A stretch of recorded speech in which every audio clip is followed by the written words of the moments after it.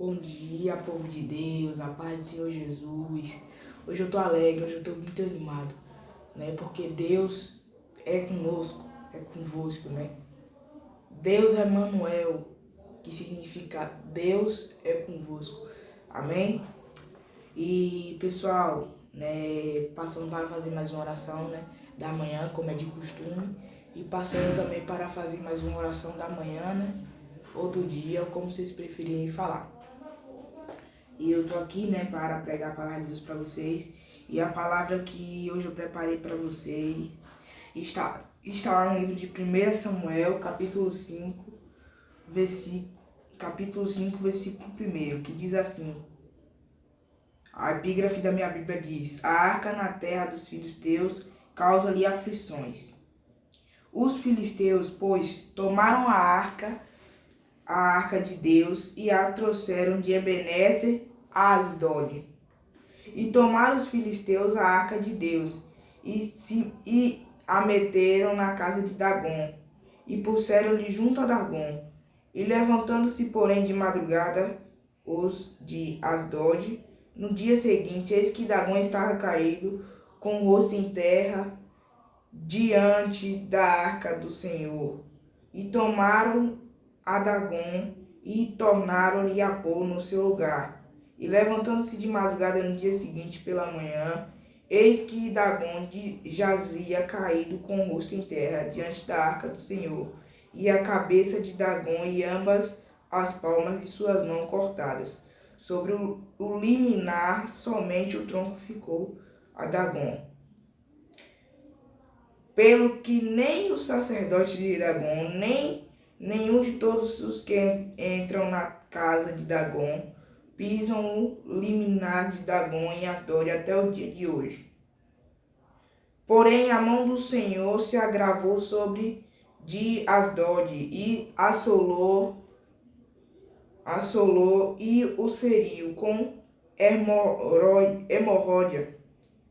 hemorróidas das Asdod e seus termos.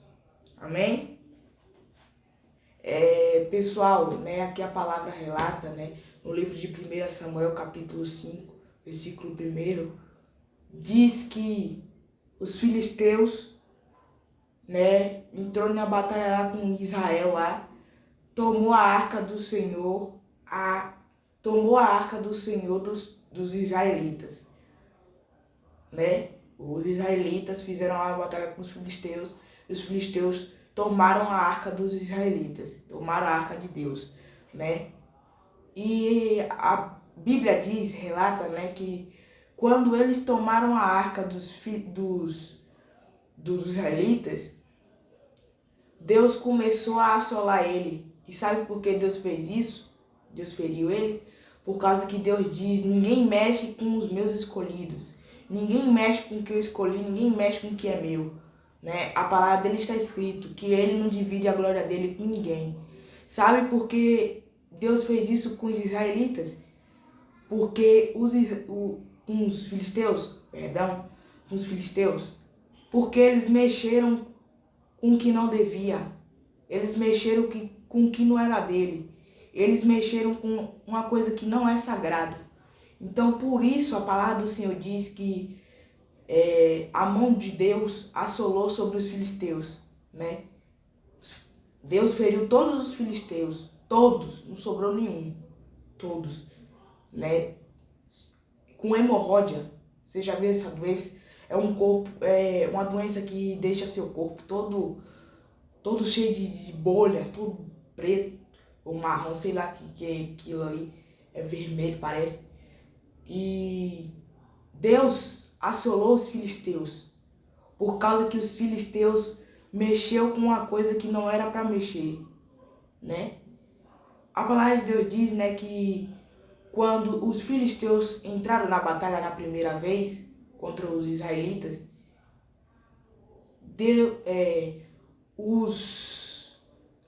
os filisteus matou Ofni e Finéias, os dois filhos de Eli. E Eli, sabendo daquela notícia, que um mensageiro chegou para dar, Eli, sabendo daquela notícia, né? Ele infartou e morreu, né? E antes disso, o mensageiro do Senhor havia dito para ele, né? Por acaso não tem entristecido a casa de teu pai? Porém eu escolhi um dos melhores filhos do teu pai para me servir. Porém tu não me serviu direito. Os teus 2 filhos morrerão, Ofni e Finéias. E Eli, sabendo disso, ficou com medo. Eli temeu, né? Ficou com medo de mandar os seus filhos para a guerra, né? E os filisteus, quando foi para a batalha contra os israelitas, a primeira coisa que um deles fez foi matar Ofni e Finéias, né? Porque na Bíblia está escrito que Ofni e Finéias era Belial. O que é Belial? Pessoas que não acreditam no Senhor. Pessoas que não acreditam no Espírito Santo, né? E ali, a palavra de Deus diz que eles eram sacerdotes. Aí você me pergunta, oxe, como assim, Juan? Eles eram sacerdotes e eram Belial? Sim, os filhos de Eli eram Belial, porque não acreditavam no Senhor. Estava ali, vestindo a roupa de sacerdote, fazendo os trabalhos no tabernáculo, mas ali não conhecia o Senhor, né? E nesta manhã, né, na verdade, eu vou chegar ao ponto que eu quero chegar, né? E ali, eles foram para a guerra, né? Os israelitas tomaram a arca dele e assim os assolou. E a palavra de Deus diz, naquela época, que ninguém podia olhar dentro da arca, né? E um dos israelitas desobedeceu e olhou dentro da arca. Quando foi no outro dia, amanheceu morto. Amanheceu morto. Aí os israelitas perguntaram a Samuel, por que os filisteus fizeram e aconteceram com a arca? E não aconteceram nada com eles, né? E com a gente aconteceu. Por que Deus tem sido tão ruim conosco? Os israelitas perguntou a Samuel. E sabe o que foi que Samuel respondeu? Samuel disse assim, ó. Porque o Senhor não espera nada daqueles que ele não escolheu. Assim como um pai não espera nada não espera respeito daquele que não é seu filho. Foi assim que Samuel disse para os israelitas. Foi assim que Samuel disse. Então, Deus não espera nada daqueles que eles não escolheu, né? Ele espera sim daqueles que ele escolheu. Assim como um pai não espera respeito daquele que não é seu filho, né? Porque não é seu filho, né? Então, né, o pai não espera nada daquele menino que não é seu filho, né? Então foi aquilo que Samuel disse para os israelitas, né? E Deus assolou os israelitas, os filisteus, né? Por causa que eles tomaram uma coisa que não era para ser tomada. Não era para, né, ser ali pegada. E ainda colocou junto de um deus chamado Dagon. Junto de um deus dele lá que chamava Dagon. E disse que Dagon, no outro dia de manhã, caiu com o rosto em terra. Escuta o que eu vou te dizer nesta manhã. Nem o diabo, né, nem o diabo suporta o poder de Deus.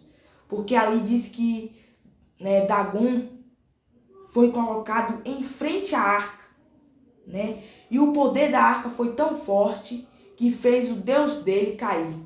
O Deus deles cair. Então eu quero dizer para você nesta manhã, né, que você está preocupado com a situação que você está passando. Eu digo para você que Deus é mais poderoso do que essa situação que você está passando, né? E eu quero dizer para você que nem o diabo, nem Satanás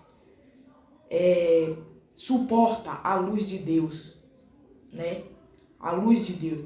Porque a palavra de Deus diz, né, que quando ele foi para as trevas, Satanás, ele era um anjo.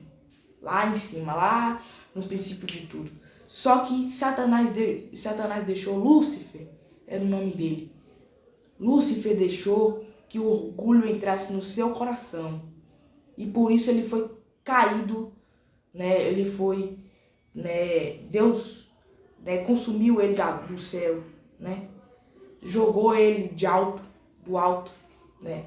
E ali a palavra diz, né, que quando Lúcifer caiu, ali se apagou toda a luz que ele tinha. E, né, ali se foi toda a luz que ele tinha e ele foi para as trevas, virou Satanás, né? Então eu quero dizer para você, né, que nem o diabo suporta a luz do Senhor, né? O diabo é sim poderoso, mas Deus é mais. Deus é mais poderoso. Deus é mais poderoso. Porque tem pessoas, escuta o que eu vou te dizer. Vamos supor que você tá ali doente. E essa doença foi Satanás que enviou. Você estando doente, você estando na mão de Satanás, você ainda tem Deus para lhe livrar daquilo. E você estando na mão de Deus, não tem ninguém que te livre. Não tem pai, não tem mãe, não tem irmão, não tem ninguém dessa terra que te livre. Sabe por quê? Porque a palavra de Deus diz que ele é amor, mas ele também é justiça. Tem pessoas que, né, elas se enganam. Acham que Deus é menino. Tá na igreja, quando sai da igreja vai para a porta de um bar.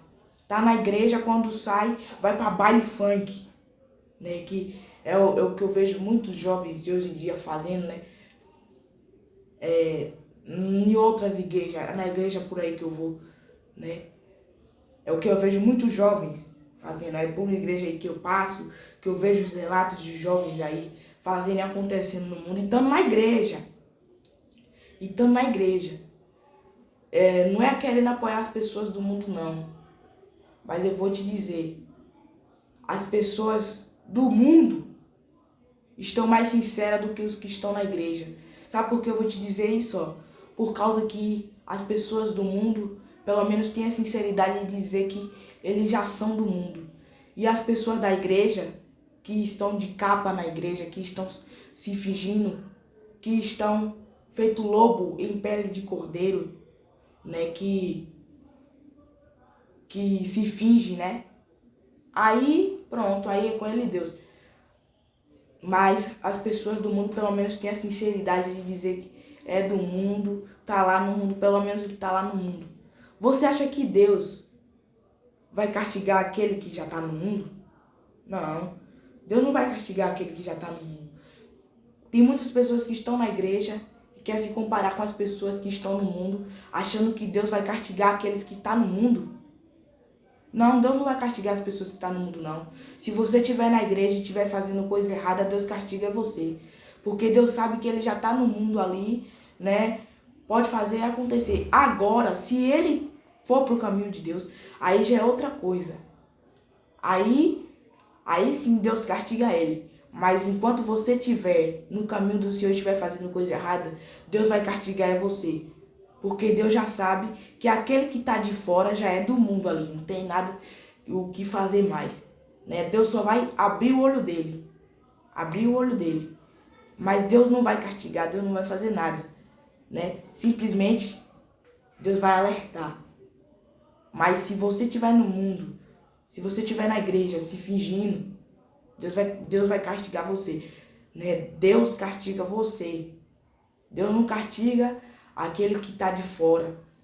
Deus castiga você que está na igreja e está querendo, né, ir para o mundo. Está querendo ser lobo em pele de cordeiro, né? Tem pessoas que pedem um castigo para Deus. Pede. Sabe como é que pede? Pelos seus atos. Olha, escuta o que eu vou te dizer aqui nesta manhã. Deus não escolhe o lugar para onde você vai. E sim você escolhe. Como é que você escolhe? Pelos seus atos. Se você rouba, se você prostitui, se você bebe, se você fuma, se você faz e acontece, pode ter certeza que seu lugar não é lá. Se Deus voltar e você continuar fazendo essa coisa, pode ter certeza que seu lugar não é lá, né? Porque Deus, a palavra de Deus diz quando o mensageiro do Senhor foi lá falar para ele, o anjo do Senhor disse assim, ó: porque eu honrarei aqueles que me honram e desprezarei aqueles que me desprezarem. Tem muitas pessoas que acham que Deus é amor, que Deus vai ficar passando mãozinha na cabeça, que Deus vai fazer isso, que Deus vai fazer aquilo. Mas Deus também é justiça. Deus é justiça. Deus não é menino para ele ver você fazendo e acontecendo e não fazer nada. Amém? Até aqui me trouxe o Senhor para falar, né? Não me levem a mal, né? Eu simplesmente só estou falando o que Deus me pediu para falar. Em nome do Senhor Jesus, vamos fazer uma oração aqui, levantar um clamor. Em nome do Senhor Jesus. Senhor querido Deus, Pai eterno, Jesus Cristo, meu Pai, ó meu Salvador, Espírito Santo da verdade, Pai Santo, eu te peço, Senhor, permissão, meu Pai, para falar contigo, meu Deus, entrar na tua presença, Espírito Santo. Senhor Jesus Cristo, meu Pai, Salvador da minha vida, em nome do Senhor Jesus, Pai Santo. Senhor, meu Deus, nesta manhã, meu Pai, eu quero te pedir, Espírito Santo, abre a mente dos teus filhos, Pai, para que eles não possam ficar, meu Pai, de um lado para outro. Espírito Santo da verdade, porque eu sei, meu Pai, que o Senhor não se agrada, meu Pai, com pessoas que se vestem de ovelhas e são lobos, meu Pai. Meu Deus, em nome do Senhor Jesus, Pai. Senhor, meu Deus, eu te peço, Pai, abençoa a vida de cada um, meu Pai. Em nome do Senhor Jesus que está me assistindo agora, neste momento, Espírito Santo. Pai, Senhor, vai quebrando todo o laço, vai cortando lança, vai queimando os carros no fogo. Espírito Santo da verdade, eu te peço, Pai, em nome do Senhor Jesus, Pai, que o Senhor venha, meu Deus, abençoar nosso dia, Pai. Não permita, meu Deus, que nada de mal, meu Deus, aconteça com meu Pai, meu Deus, que está trabalhando. Espírito Santo da verdade, meu Deus, em nome do Senhor Jesus, visita ele agora, Pai, aonde ele estiver, Senhor. Meu Deus, em nome do Senhor Jesus, Pai Santo, não permita que nada de mal, meu Pai, também venha acontecer com teus filhos, Pai, em nome do Senhor Jesus. Pai Santo, ó Deus querido, livra de todo mal, livra de todo laço do passarinheiro, toda peste perniciosa. Meu Deus, em nome do Senhor Jesus, Pai, eu te peço, Senhor, meu Deus, e te agradeço, em nome de Jesus. Amém. E graças a Deus. Amém. Vamos estar orando, Pai Nosso, em nome de Jesus. Feche seus olhos, mais uma vez, em nome de Jesus. Pai nosso que estás nos céus, santificado seja o teu nome. Venha a nós ao vosso reino, seja feita a tua vontade, assim na terra como no céu. O pão nosso de cada dia nos dai hoje. Perdoai as vossas dívidas, assim como nós perdoamos aos nossos devedores. Não vos deixeis cair em tentação, mas livrai-nos do mal, pois teu reino, o poder, a honra e a glória, hoje e para todo sempre. Amém. E graças a Deus. Pessoal, que Deus abençoe. Tenha um ótimo dia. Me perdoe por estar, falando demais. Em nome de Jesus. Um abraço para todos.